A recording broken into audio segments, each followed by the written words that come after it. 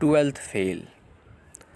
अनुराग पाठक द्वारा रचित twelfth fail एक बहुत ही उम्दा उपन्यास है। दूसरे शब्दों में कहें तो ये एक बहुत ही इंस्पायरिंग स्टोरी है जो कि मुझे लगता है हर युवा को एक बार ज़रूर पढ़नी चाहिए। इस कहानी का मुख्य किरदार मनोज है जो कि राजस्थान से बिलोंग करता है। इस उपन्यास में कुल 49 भाग हैं, जिसको हम लोग दो तीन भाग करके हम लोग इसको पढ़ेंगे। उम्मीद करते हैं कि मेरी आवाज़ में अनुराग पाठक द्वारा रचित यह ट्वेल्थ फेल आपको पसंद आएगी। इनका सारा क्रेडिट अनुराग पाठक को जाता है जिन्होंने इतनी सुंदर कहानी लिखी है। तो चलिए फिर शुरू से शुरू करते हैं।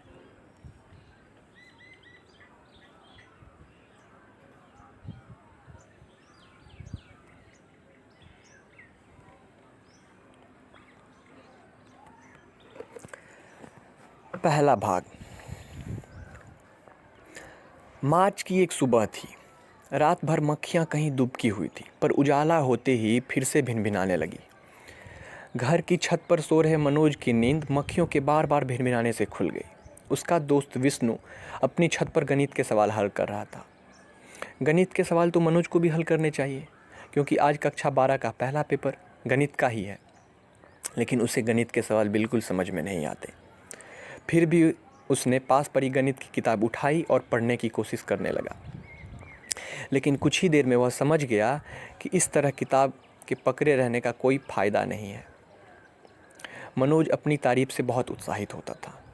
इसीलिए जब उसने देखा कि उसके घर के सामने के कुएं पर मोहल्ले की महिलाएं पानी भर रही हैं, तो उन्हें प्रभावित करने के लिए वह छत पर टहलते हुए गणित के सवाल ऊंची आवाज़ में पढ़ने लगा। महिलाओं तक उनकी आवाज़ पहुंची। एक महिला उसकी तरफ इशारा करके बोली, हमारो मोड़ा बिल्कुल न पढ़त, एक मनोज है, रात भर छत पे लालटेन से पढ़त रहतो। मनोज का उद्देश्य पूरा हुआ। अपनी तारीफ सुनकर वह बहुत खुश हो गया। उसने गणित की किताब नीचे रख दी और गुलशन नंदा का उपन्यास जलती चट्टान खोल दिया। रात को 1 बजे तक लालटेन की रोशनी में पढ़ने के बाद भी उसके क्लाइमेक्स के 2 पेज रह गए थे। उसने 10 मिनट में उपन्यास पूरा किया और बाहर कुएं पर आ गया।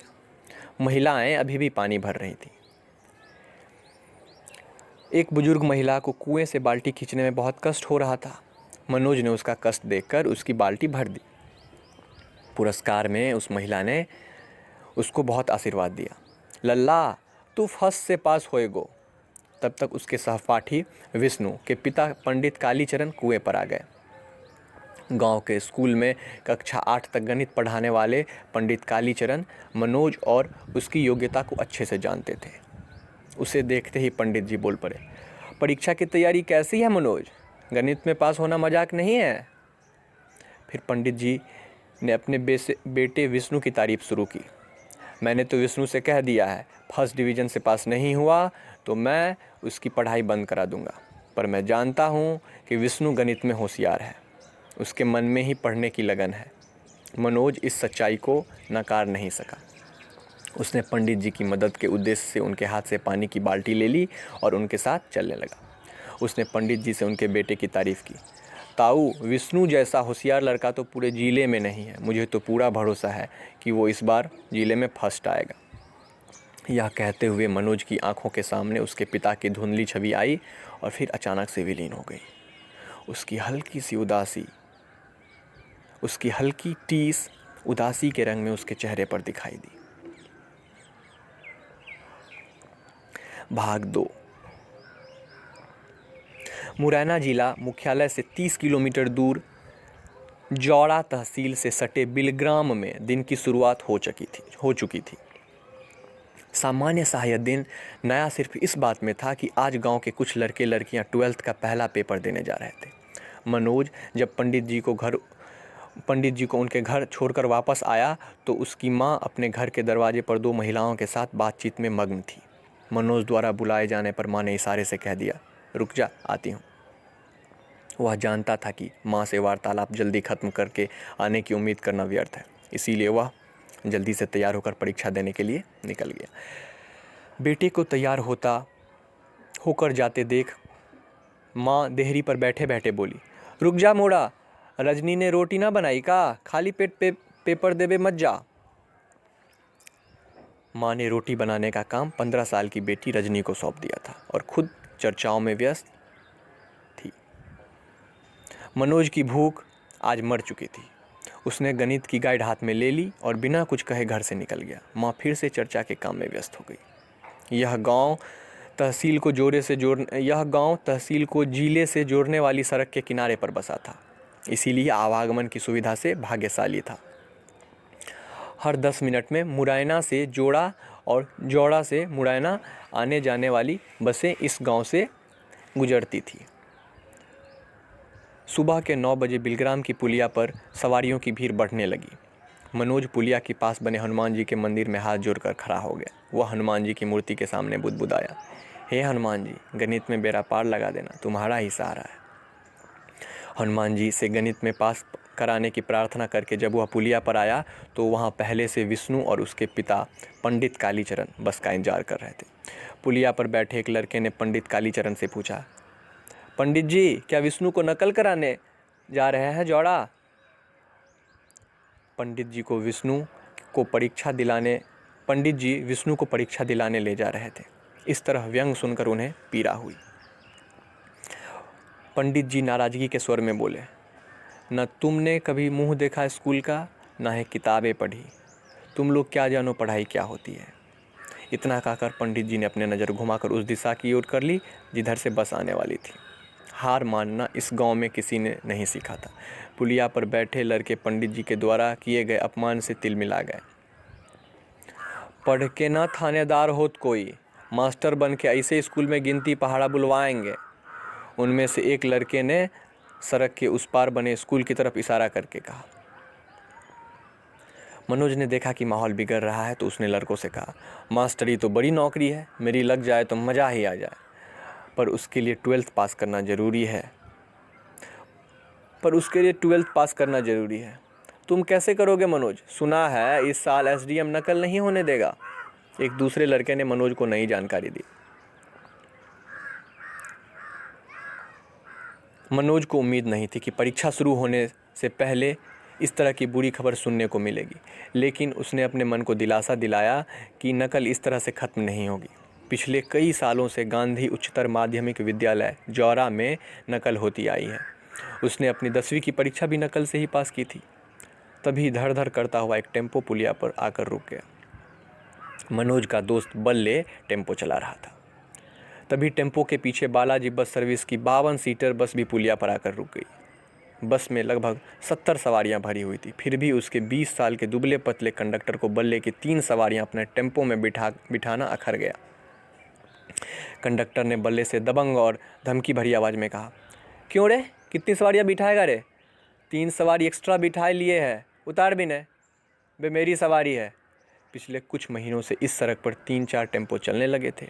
बस ऑपरेटर इसी प्रतियोगिता से आहत थे। टेम्पो के कारण बसों को नुकसान हो रहा था, इसीलिए बस और टेम्पो के संघर्ष इस सड़क पर अब बढ़ने लगे थे। तू काम कर अपना, जे मेरो गांव है, बस ना चल पावेगी तेरी, बल्ले ने गांव में शेर बनकर कहा। लेकिन बालाजी बस का मालिक धन और राजनीति से ताकतवर था। RTO और दरोगा सभी उसके इस प्रभाव को मानते थे, इसीलिए उसका स्टाफ सीमा से अधिक सवारी ढोना अपना विशेषाधिकार समझता था। बढ़ता विवाद देख गांव के कुछ लोग भी टेम्पो के पास आ गए। गांव में एकता दिखाने का यह अच्छा मौका था। बस कंडक्टर अकेला पड़ गया। बस में बैठे ड्राइवर ने कंडक्टर को वापस बुला लिया था। अधेड़ उम्र के ड्राइवर ने अपने अनुभव से यही सीखा था कि जब किसी गांव में अकेले घिर जाओ तो वहां से भाग लेना ही सही रणनीति है। बाद में अपने इलाके में संघर्ष को घसीट कर लाने की कोशिश करनी चाहिए। कंडक्टर भुनभुनाता हुआ वापस बस में चला गया। कंडक्टर बस के गेट से लटकते हुए बल्ले को चेतावनी देते हुए चिल्लाया, जा सड़क पे टेम्पो चलाओ, भुला देंगे, होश में रहिए। इस चेतावनी का जवाब बल्ले ने भी ऊंची आवाज़ में दिया, गांव में से बस ना निकल पावेगो, ध्यान रखियो। इतना कहकर बल्ले ने टेम्पो का टॉप गियर डाला और टेम्पो धड़ धड़ करता हुआ जौड़ा की तरफ बढ़ गया। गांधी उच्चतर माध्यमिक विद्यालय के गेट के पास मनोज, विष्णु और पंडित कालीचरण उतर गए। मनोज और विष्णु स्कूल में चले गए और पंडित कालीचरण विष्णु को सुरक्षित स्कूल पहुंचाकर अपने किसी रिश्तेदार के घर की ओर रवाना हो गए। गांधी स्कूल के संचालक जगत सिंह ने बहुत मेहनत के बाद 12th बोर्ड परीक्षा का सेंटर अपने स्कूल में कराया था, जिस कारण उनके स्कूल में विद्यार्थियों की संख्या क्षमता से अधिक बढ़ गई थी। विद्यार्थियों के झुंड भय, आश्चर्य और आनंद के मिले जुले भाव के साथ स्कूल में प्रवेश कर रहे थे। संचालक जगत सिंह अपने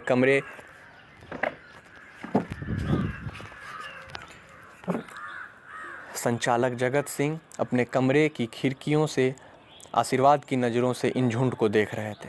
आज नकल कराने का जिम्मा गणित के शिक्षक दुबे जी का था। नकल कराने के लिए प्रत्येक क्लास में जाना उनके लिए असुविधा का काम था, इसीलिए स्कूल के मैदान में ही टेंट लगा दिया गया था। नीचे टाट पट्टियाँ बिछाई गई जिस पर परीक्षार्थी बैठ गए थे। मनोज घंटी बजने का इंतजार करने लगा। घंटी बज गई, पेपर बँट गए। मनोज ने पेपर को ज़मीन पर रख दिया और सभी के साथ अपने गणित के सर दुबे जी का इंतजार करने लगे। दुबे जी ऑफिस में बैठकर प्रश्न पत्र हल कर रहे थे। एक प्रश्न हल करने के बाद उसे ब्लैक बोर्ड पर उतरवाना, फिर दूसरे उत्तर की सप्लाई करना मेहनत का काम था। अभी दुबे सर द्वारा दिया गया पहला उत्तर ब्लैक बोर्ड पर उतारा ही जा रहा था कि स्कूल के बाहर हलचल हुई। एक सफ़ेद रंग की पीली बत्ती लगी बोलेरो स्कूल के कंपाउंड में आकर रुक गई।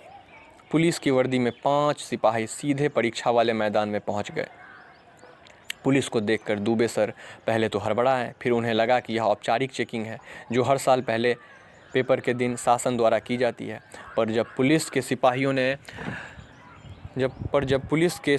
ने लड़कों से गाइड, नकल की पर्चियां आदि लेकर एक बोरे में भरना शुरू किया तो दुबे जी को यह समझते देर नहीं लगी कि मामला गंभीर है। दुबे जी घबराहट में बीड़ी सुलगा ली। वह ब्लैक बोर्ड डस्टर से साफ कर भाग लिए और स्कूल के संचालक जगत सिंह के पीछे खड़े हो गए। सभी विद्यार्थियों को भरोसा था कि 10 मिनट की कवायद के बाद पुलिस चली जाएगी और उसके बाद उत्तरों की सप्लाई फिर से शुरू हो जाएगी। इसी भरोसे विद्यार्थियों ने धैर्य बनाए रखा। लेकिन 10 मिनट बीत गए और मामला सेटल नहीं हुआ तो विद्यार्थियों की बेचैनियाँ बढ़ने लगी। उनके ऊपर फेल होने का खतरा मंडराने लगा। आज के इस रंगमंच के केंद्र में खड़े एक युवक की ओर इशारा करते हुए एक लड़का बोला, ये तो एसडीएम राघवेंद्र सिंह है। राघवेंद्र सिंह ने जगत सिंह से कहा, आपको शर्म आनी चाहिए, आप खुलेआम नकल करवा रहे हैं। घबराए हुए लड़के और अधिक घबरा गए। राघवेंद्र सिंह के तेवर देख मनोज को लगा कि उसका यह साल तो गया। एक सरकारी अधिकारी की ताकत देख मनोज को आश्चर्य हो रहा था। एसडीएम का रौब रुतबा गजब का था। हमेशा अपनी दबंगई में रहने वाला जौड़ा का थानेदार कुशवाहा भी अपने से आधी उम्र के एसडीएम के सामने हाथ जोड़े खड़ा था। लड़के एसडीएम को कोस रहे थे। जगत सिंह को समझ नहीं आ रहा था कि उनकी नकल की जमी जमाई सेटिंग एक एसडीएम ने कैसे बिगाड़ दी। जगत सिंह ने स्कूली शिक्षा के जॉइंट डायरेक्टर को फ़ोन लगाया और एसडीएम की करतूतें गुस्से में कह सुनाई। जॉइंट डायरेक्टर एसडीएम की कार्यप्रणाली से परिचित था। उसने कहा, राघवेंद्र सिंह का कोई इलाज नहीं है। ऐसे अधिकारी ही होते हैं जिन्हें जमी जमाई व्यवस्था उजाड़ने में मज़ा आता है। जौड़ा के बुरे दिन आ गए। मैदान उजड़ गया, विद्यार्थी चले गए, कॉपियाँ खाली छूट गई। पर जुझारू मनोज ने अपनी कॉपी खाली नहीं छोड़ी। उसने सुना था कि कॉपी भरने से भी पास हुआ जा सकता है, इसीलिए उसने पेपर में पूछे गए सवालों को ही उत्तर पुस्तिका में बार बार लिखकर उसे भर दिया। वह प्रश्नों के बीच बीच में इति सिद्धम लिखता जा रहा था, जिससे यदि चेकर चाहे तो वह इति सिद्धम मात्र पढ़कर उसे पास कर सकता था।